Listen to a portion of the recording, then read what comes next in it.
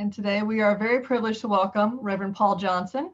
He holds the Doctor of Ministry and Doctor of Divinity degrees from Midville Lombard Theological School, Chicago, and has served the Unitarian Universalist congregations in Minnesota, Maryland, Virginia, New Jersey, New York, and Florida.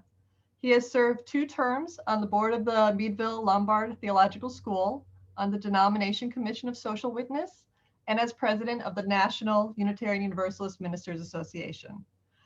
Today, he'll be speaking with us on a New Year's resolution suggestion, random acts of kindness. Reverend Paul Johnson, thank you very much whenever you're ready. Thank you so much. I appreciate the invitation to be with you today, and I really appreciated that song by Steve and Karen. So lovely and inspiring. Thank you so much. Well, practice random acts of kindness and senseless acts of beauty. Perhaps you've heard or seen that phrase someplace or another over the years. I've seen the phrase practice random acts of kindness often on bumper stickers and on mugs. I've seen it referred to in articles in the media. So I decided to Google it and see what the background was. Well, it came from a woman by the name of Ann Herbert, who back in the early 80s lived in Sausalito, and she was a woman of modest means. She was a house sitter at the time. But one day, the words came to her in a restaurant, and she wrote it down on a placemat, and she shared it with a fellow sitting at a nearby table who wrote it down as well, and he shared it with others, and it got into some of the minor newspapers in California. And then it was taken up in a feature article in 1991 in the San Francisco Chronicle. And then it went big time around the country. Oprah had a program on it with people sharing random acts of kindness they had done or received. A book of the title was published, so it made the rounds. In fact, there was even a Random Acts of Kindness Foundation form, which is still going today. They don't accept any donations. They carry on kindness programs in schools and other places to get across their concept that whenever you want more of something, just do it randomly, and acts of kindness will multiply. I checked their website this past week, and during the pandemic, they're making their curricula available to everyone through downloads. Well, I've liked that phrase from the first time I saw it. It hasn't been too prominent in the media in recent years, so I want to resurrect it and suggest it as a good New Year's resolution for all of us today. I think it's a counter to that other well-known phrase, random acts of violence and random acts of violence and senseless acts of destruction. It's a counterpoint because it suggests something positive about human beings. When the neo-Orthodox theologian Reinhold Niebuhr wrote these words a number of years ago, they were quite the rage. That the doctrine of original sin is not a theory, he said, but it's a demonstrable fact. All I have to do is open up the newspaper each day, and I'm convinced again that there is something deeply wrong with the human race. Well, I have news for Reinhold Niebuhr. The daily newspaper, contains the evidence of the worst decisions people have made and the mean and evil things they do, while millions upon millions of kind acts are done which don't reach our notice. So whenever I see a compilation of stories that highlight kindness, I say, hooray! We sometimes disappoint the devil. So I don't believe in the doctrine of original sin, that we are condemned to be mean and evil, but there is a spark within us that can lead to kindness. And so I really like that phrase. And it's helped me on occasion to do some of the things that the random act of kindness people have suggested. For instance, back when parking meters still took coins, I put a quarter in a meter if someone parked near me whose meter had expired. Now, I learned later that this may have been against the law, but I've never regretted that I did it. I was once in a restaurant with a group of people, and we overheard a couple tables away that a couple was celebrating an anniversary. So we ordered champagne to be sent to that couple. As I recall, we didn't order the most expensive bottle of champagne, but I think it was really a really nice gesture that I'm pleased about, a nice thing to do. And when I've been in a supermarket and I have a lot of items in my basket, and there's someone behind me with just a couple, I have said, why don't you go ahead of me? Have any of you done that or experienced that? Isn't that a nice thing to do? A wonderful gesture. Or one thing I haven't done is, you go through a drive-through like McDonald's or Burger King, and then pay the bill of the person behind you. I have yet to do that, but I'm going to try that sometime. It's a bit taking a chance. You don't know how much that bill is going to be. But I know I read in the newspaper this last week that this had been done, I think, in a city in Minnesota, and a long string of people kept it going during the holiday season. A number of years ago, I read the book in a book group in our congregation, How Can I Help by Ram Dass. And he encourages us to ask someone who's in need, how can I help? And you might think that that is a bit dangerous to ask that, because they may ask you to do something that you're unable or unwilling to do. But Ram Dass suggested that you can always say, well, that's not something I'm able to do. Is there anything else I can help you with? So I remember shortly after reading that book with other folks in the congregation, I was visiting a woman who was in desperate straits. Her husband was in the hospital.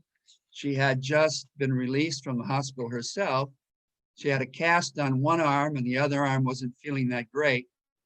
And the next day or so, someone was going to come to help her, but she was really in some difficulty. And so I asked her, well, what can I do to help? And she said, well, I'm worried about the plants out on my patio. It's going to freeze tonight. And would you take those plants in for me? And she said, also, tomorrow is recycling day. Would you bundle up the newspapers for me to put them in the recycling bin? Well, I was happy to do those tasks. She beamed and I beamed, and it was an act of kindness, and we became fast friends. So I love stories of kindness. Every Friday evening on the CBS Evening News, they end the broadcast with an act of kindness. In fact, they have a roving reporter who goes throughout the country collecting these stories, much the way that Charles Kuralt did years ago. And I look forward to that every week. Galen Gingrich, senior minister of All Souls Unitarian Church in New York, a number of years ago, told me of a story of kindness that he had experienced. He was doing some shopping at Christmas time in Manhattan, and he fell on some steps in a store and lost consciousness. And the next thing he knew, he was being attended to by a fellow who happened to be a physician. There was a big gash on his cheek, and the physician calmly assured him that he would likely be all right, that an ambulance was on the way, and that the gash could be sewn up. But then he said, if you go to an emergency room to have that sewn up, the scarring can be pretty bad. I am very adept at this, he said. This is my line of work, and I want you to come to my office. I can give you first-rate treatment to minimize that scar. And he did. And I cannot tell a scar on Galen's cheek today. But imagine that in the uncaring Manhattan we so often hear about. Or I love that story of Frederick Douglass, who went to visit the famous 19th century skeptic Robert Ingersoll, who challenged successfully, I believe, the Christian fundamentalist orthodoxy of his age. But Douglass rode all night to get to Peoria to visit Ingersoll, and he was very nervous about meeting this famous icon of agnosticism. But Ingersoll opened the door, and then, in the words of Douglass, with happiness and sunshine in his smile and kindness in his voice that were so welcoming. And I say to myself, when new people come to my UU congregation or to my office, do I have happiness and sunshine in my smile? And do I have kindness in my voice? because when they come, they're a bit nervous. Well, I hope that I do, and I hope that you do as well. I think it's helpful to recall the times when we have been at the receiving end of kindness as a stimulus to our own action. And it was just 19 years ago in the winter of 2002 that I was on my way Sunday morning to be a guest speaker at a UU congregation in New Jersey. And I was going off Interstate 80 onto the road that would take me to the church, but it didn't happen to be the proper exit. It was another exit to a scenic overlook, and the road had not been plowed and was very treacherous. And I lost control of my car and went through a wooden barrier out into the wild blue yonder. And I said to myself, boy, this could be it. But luckily, I hit a tree. And of course, it was a rather dramatic stop, but thanks to the shoulder harness and to the airbag, I survived. The car was totaled. And I scrambled up that incline.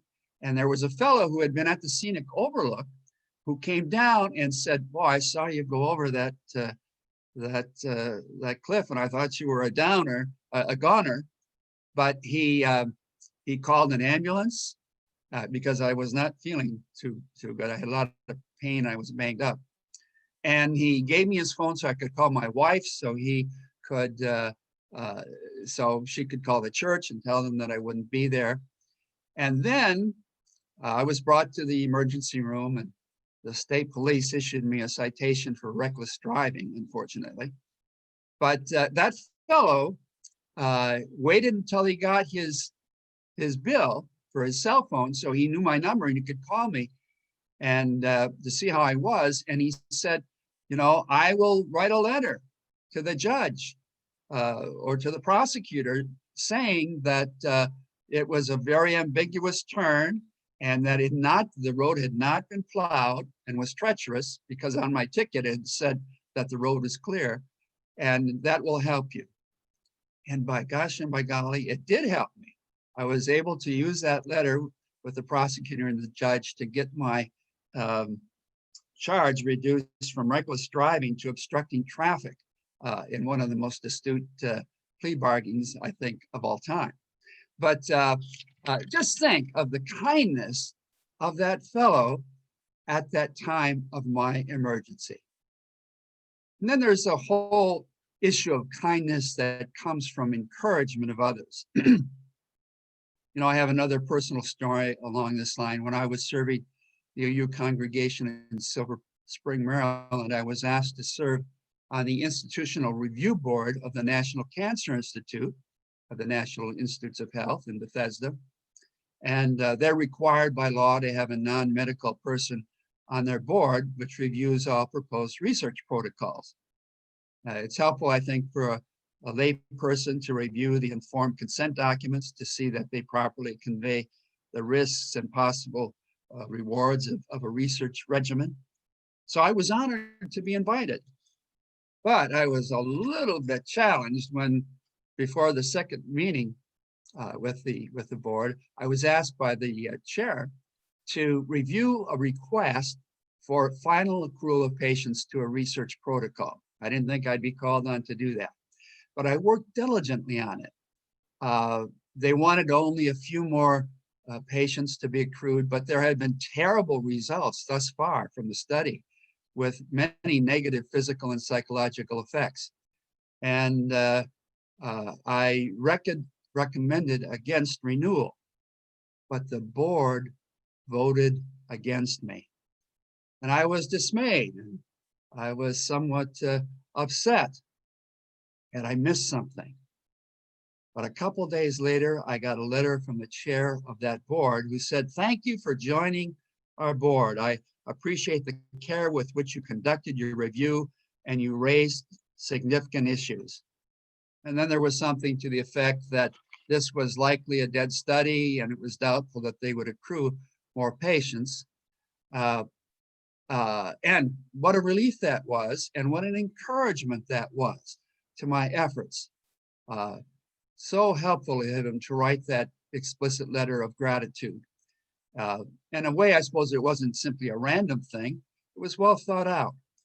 But I've thought of that so often and asked myself, am I taking the opportunity to encourage someone who is new to a task or position, to give them feedback which will be encouraging? A wonderful thing for all of us to think of in the new year.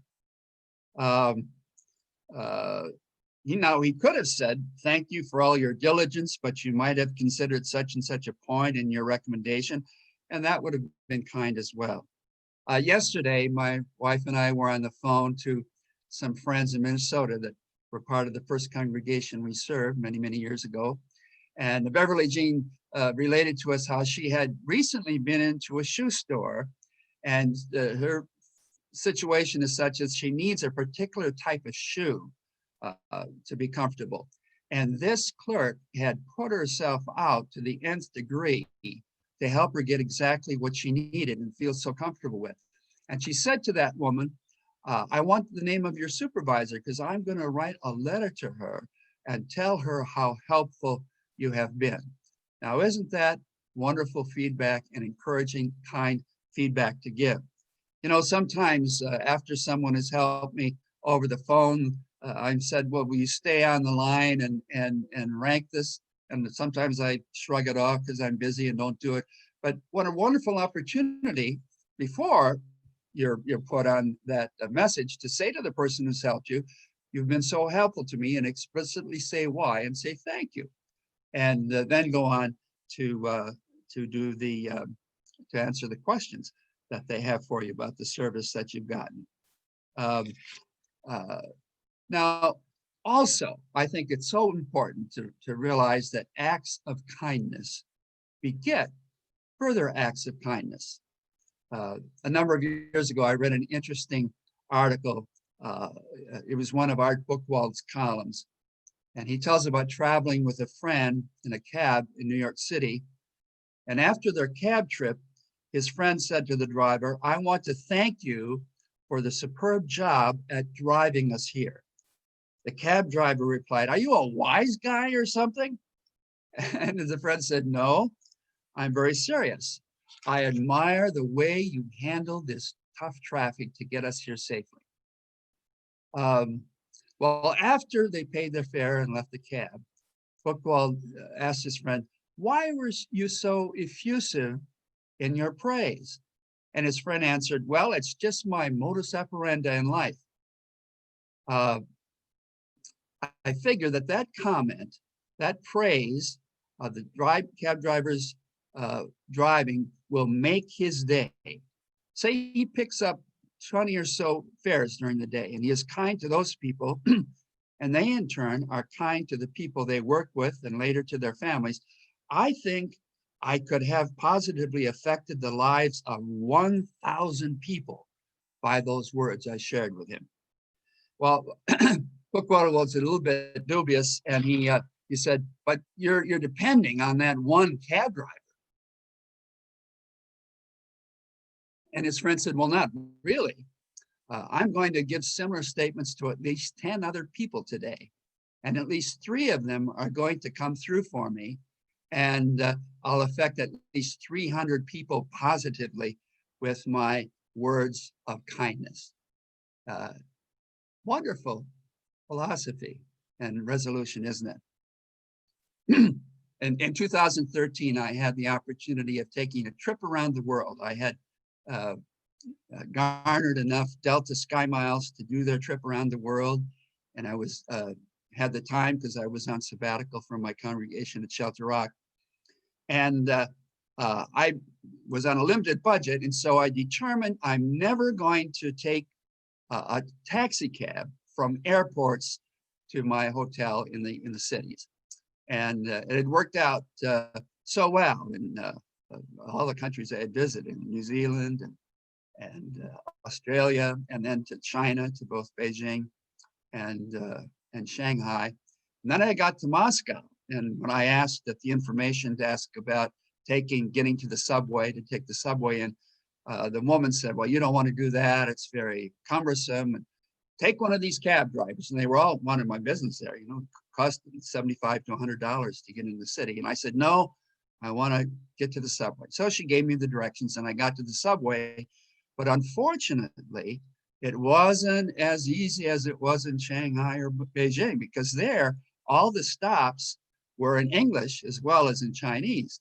There was no English in that subway, and the stops were all announced in Russian, and not as in Beijing and Shanghai, in both Chinese and in English. And so I was stuck. How am I going to get? And when I asked people, so many people, they couldn't speak English. What am I going to do?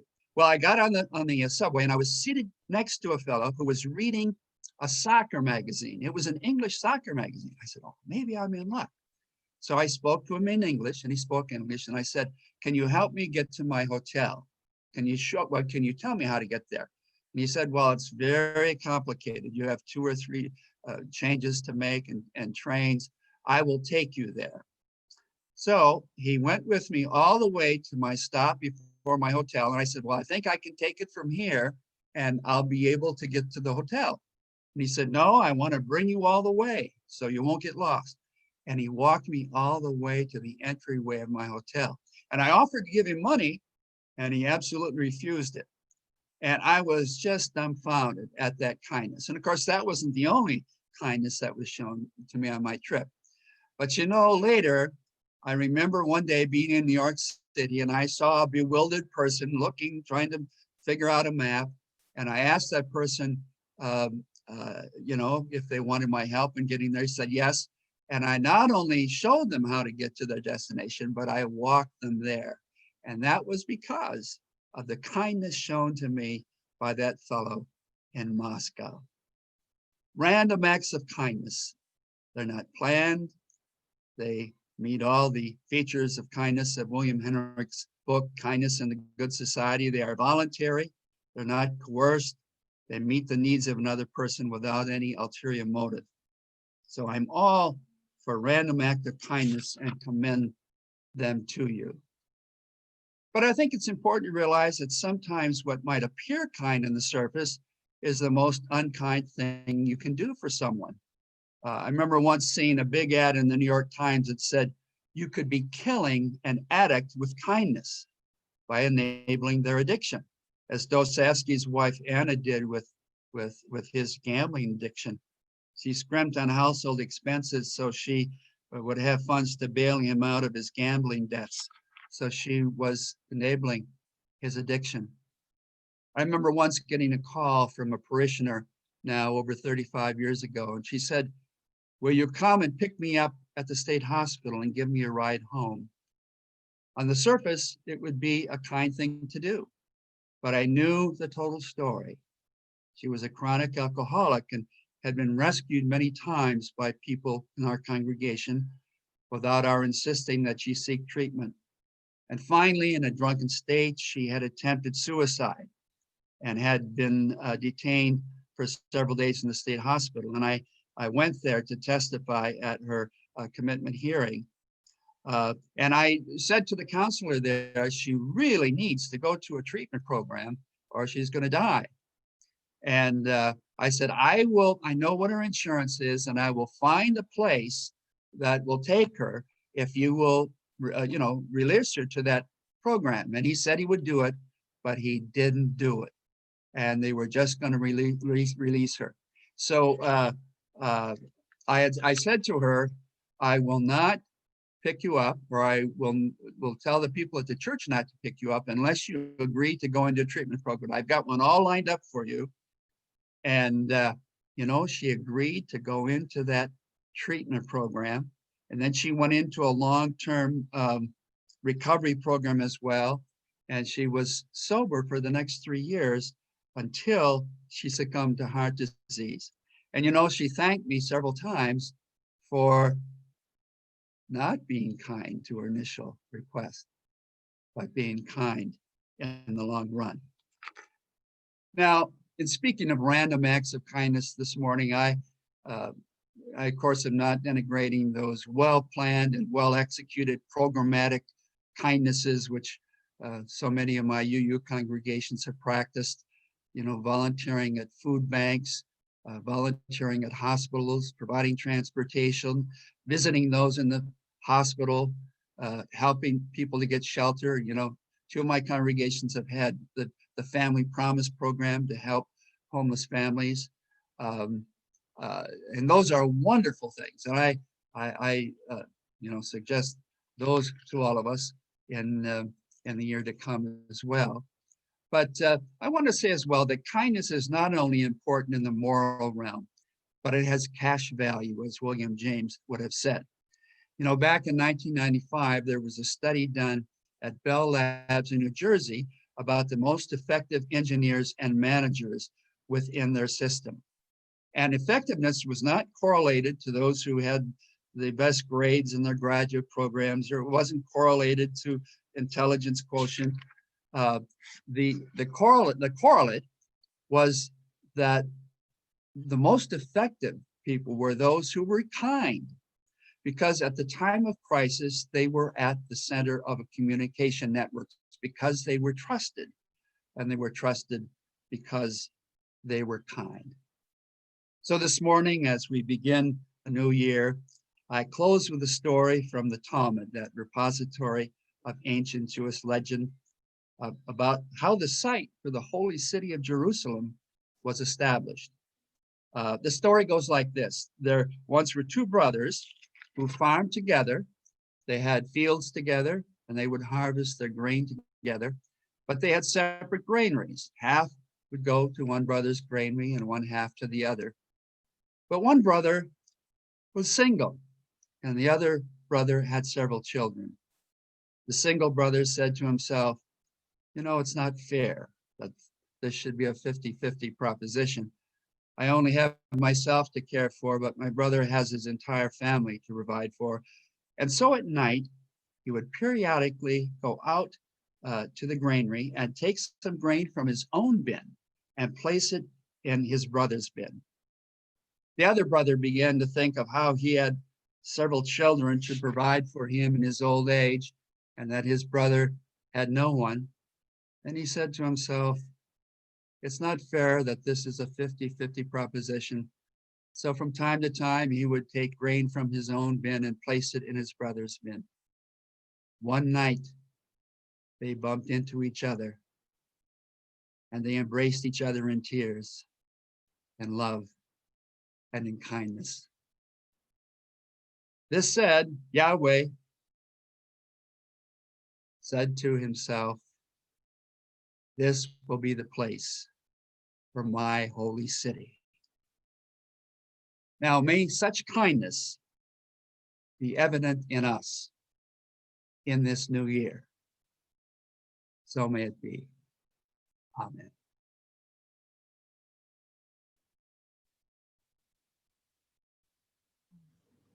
That's beautiful. Thank you.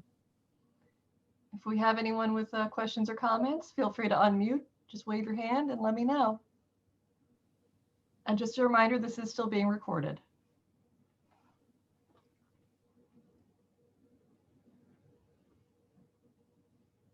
You know, it can be such a simple thing, but yet so very profound, as I've experienced, and I hope you've experienced in your life as well. Oh, Roland, I see you. Go ahead. Oh, wait a minute here. Roland, make sure you unmute. And then Cindy after Roland. It occurred to me a while back that to be decent, just to be decent, it's kind of the dues you pay for walking around. Yeah.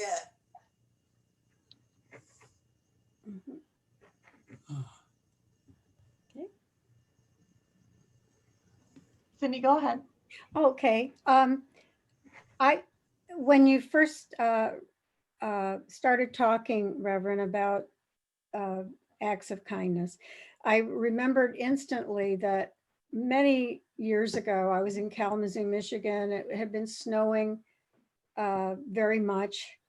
And I was in a little restaurant eating some dinner by myself.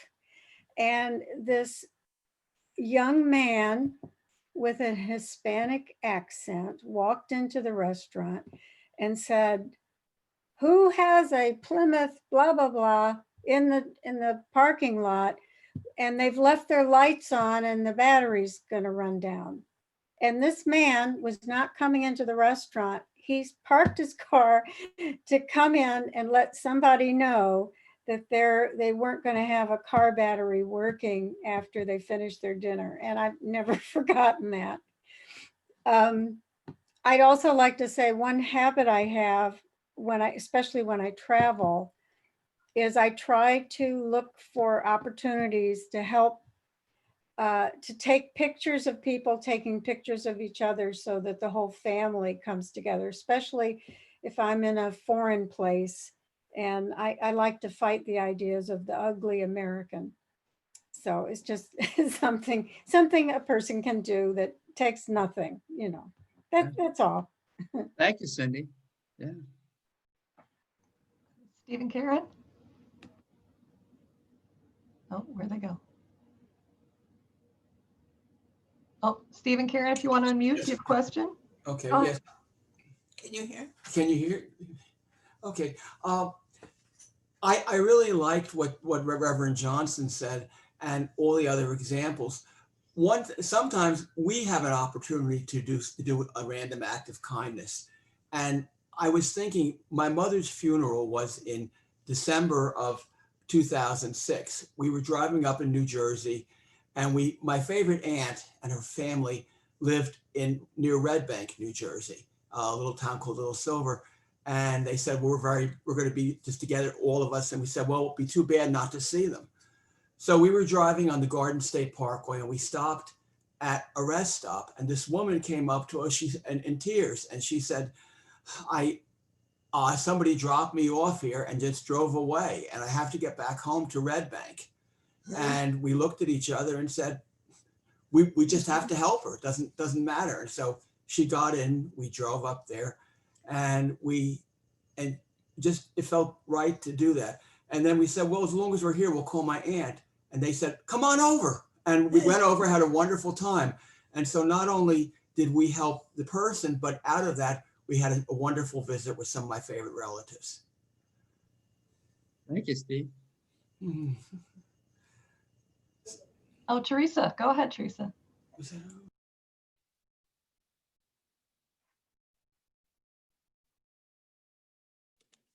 Thank you. Yeah, one thing, and talking about random acts of kindness, sometimes they can be planned, because if it's something that you do continuously, it's one of the things I like to do is when I'm traveling and I go out to eat, you know, when you go to restaurants, how much food they give you. I always make sure to ask for a to-go box at the beginning of my meal. And I put half the food in there because I know I don't need to eat it either way. And then when I'm going back to my hotel, I always find someone on the street who's hungry. And you know, when we're traveling, you always find those people. And I offer them half my dinner. And it's always with gratefulness that they thank you. Mm-hmm. So that's just something I like to do. And it's something I think about when I start the meal, because that's when I get my to-go box. Thank you.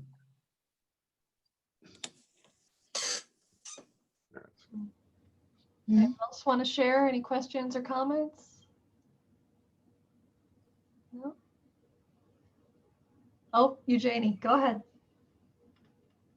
I just want to say how good this is making me feel, listening to each and every one of you who's shared a story of the kindnesses in Reverend. The many stories you brought to us just really kind of gave me a great feeling of joy, and helped me to recall some of the acts of kindness that I've been lucky enough to have a chance to do throughout my life. And many times I've been on the receiving end. So thank you. This was a great topic, and thanks to all of you for reinforcing it.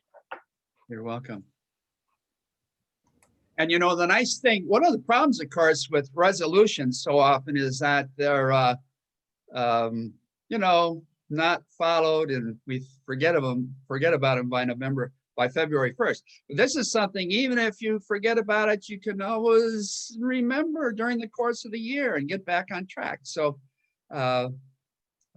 it's amazing how often life presents you with these possibilities. of taking the kindness route. Well, thank you so much for speaking with us today. That was a beautiful way to start the new year, and we very much appreciate it. Thank you, Beth. Round of applause from everyone. I see them. I'm going to go ahead and stop our recording now, but you are welcome to stay. We're going to share a little more music. Oh, just- Stopping the recording.